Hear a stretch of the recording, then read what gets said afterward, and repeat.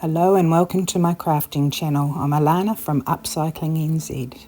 We're going to make some beautiful things with tins today, starting with this big tin. To start with, I'm just measuring the distance between the top and bottom rims. I'm taking some music paper from an old music book, and I'm just going to rip that down to size using my ruler. I'm going to be using antiquing wax on this later, and the ripped edges take the antiquing wax a bit better. So I'm ripping the sides down roughly as well. This helps them blend into each other and again to take that antiquing wax. I'll be decoupaging these on with some white glue or PVA glue. You can use Mod Podge for this. And I'm going to smooth that out so there aren't any puddles of glue underneath when I put my piece of paper on. So when I'm applying it, I'm just lining up the top and the bottom, and I'm making sure to get a nice layer of glue over the top of this paper. So when you add the next piece, you can blend that in. I've had to use several pages of this paper to get all the way around the tin. I pick up old music magazines and books from the thrift store, and they are so good for crafting projects. I never usually pay more than 50 cents to $1 for these.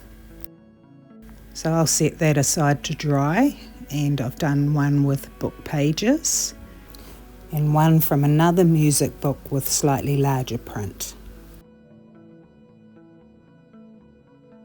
And now that that's almost dry, I've got these beautiful prints that I got from the Temu website. They were a couple of bucks, I think. And they just have the most beautiful images. So I'm taking 2 pages and I'll split those into the 4 different pictures. I'm decoupaging that first one on in the same way that I did the music paper. I'm making this one for my niece's birthday, so don't let her know if you're watching the video. So my niece Arnie is very young, but she really appreciates art. She's an artist herself and does some of the most amazing work for a child her age that I've ever seen. Once I've attached this picture properly, I'll line it up directly on the other side with the next picture so that they are symmetrical or as close to it as possible. Then I'll be able to place the other pictures in between and line them up nicely. I'm going to add some more of those prints in a Christmas theme and a lavender theme, both of which I got from Temu on the other 2 tins. So while I'm doing that, I want to tell you about Arnie or Annika's granddad, Graeme North, who is an architect and also a member of the New Zealand Order of Merit, which is our country's highest honour. He achieved that for services to architecture and natural building standards. So I'm telling you all this because I want to show you some photographs of the home that he and his wife Denise, who is an artist, created over a number of years here in Warkworth, New Zealand.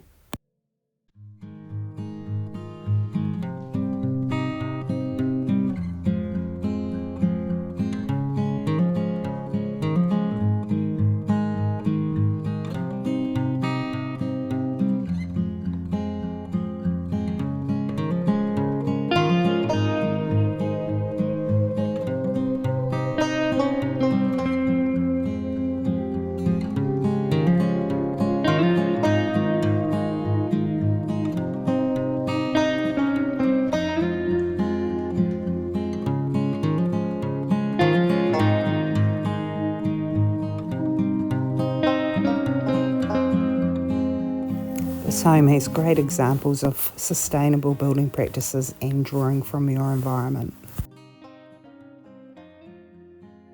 If you're interested in mud brick homes and natural materials, I've added a link down in the description box where Graeme and Denise talk more about this beautiful home. So back to my project. While that was a really worthy distraction, I'm on to the lavender tin now. So I'm just repeating the process on this tin, and while I do that I'll talk about Annika's other creative auntie, who is a published writer. Her name is Heidi North, and I've also added a link in the description box below where you can see Heidi reciting some of her beautiful work. Now I'm waiting for my 3 tins to dry. I'm taking some wooden beads, and I've selected some complementary colours to go with my tins, and I'm using this soft flexible wire, and I'm going to cut those into about 35 centimetre lengths. I'll thread 3 of these on with the biggest bead in the middle. These are going to become the handles for my vintage tins.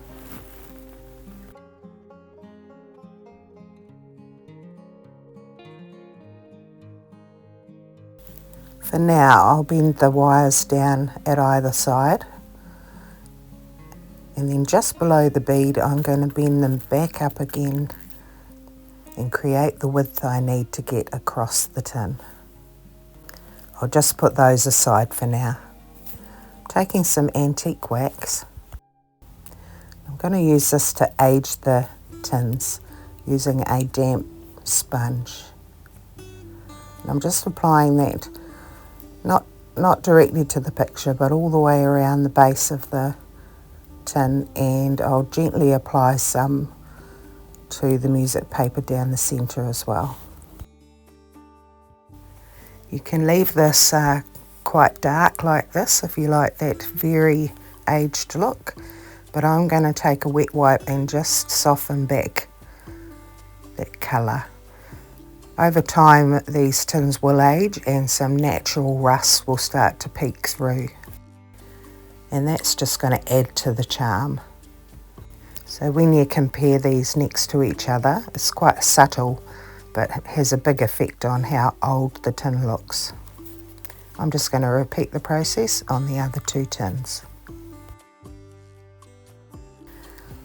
While I'm doing that, I'll have to apologise for putting this video in a day late. I usually make sure I post within every 7 days. I've been travelling across the country for the last couple of days following a very heartbreaking family tragedy, which was far more important. So I'm taking a small drill bit and I'm going to drill holes into both sides of the top of the tins.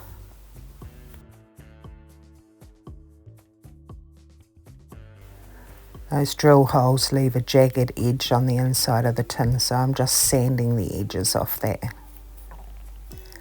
And now I can attach these handles.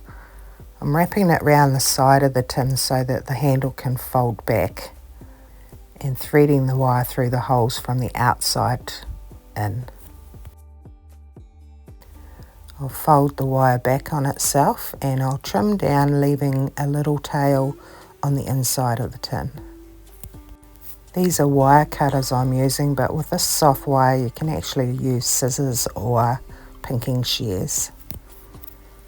I'm just taking my long nose pliers and twisting a little swivel into the end of each of those. When that's loose enough, it'll just fold back nicely. And the red ones went on the Christmas tin and the brown ones on the lavender tin. While I've got the music paper and the antique wax out, I'm taking these beautiful little card quotes I got on Temu, and I'm going to glue these to the music paper using a glue stick and making sure I position it so that on the back there is a little area where I can write something. These are ideal for gift tags, for attractive price tags, and for just decorating your beautiful vintage items. So I'm going to mass produce these while I'm at it because I think I'll use them all in the future. I'm using scissors to cut round each of these. So now I'll take some antiquing wax and I'm just going to age the edges using that sponge again. There are some very famous quotes in here from William Shakespeare and philosophers and other famous figures in history, and some lovely inspirational words. So I'm just going to use my little hole punch and put a hole in each and take some twine and cut them in various short lengths. And I'm just doubling them over, pushing the loop through the hole and threading the ends through the loops. This will make them more versatile to tie to all sorts of shaped and sized items.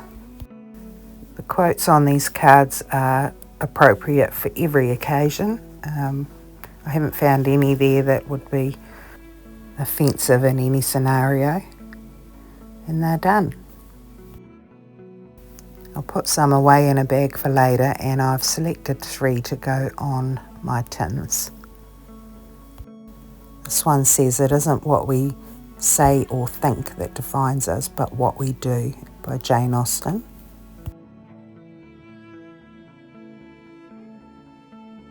The next is an inspirational quote and my personal favourite. It says, "A comfort zone is a beautiful place, but nothing ever grows there." That's so true. The quote I picked for Annika says, "And her heart was the best part. It would always calm the storm for those who were afraid of a little rain," by R.M. Drake. It describes my niece perfectly.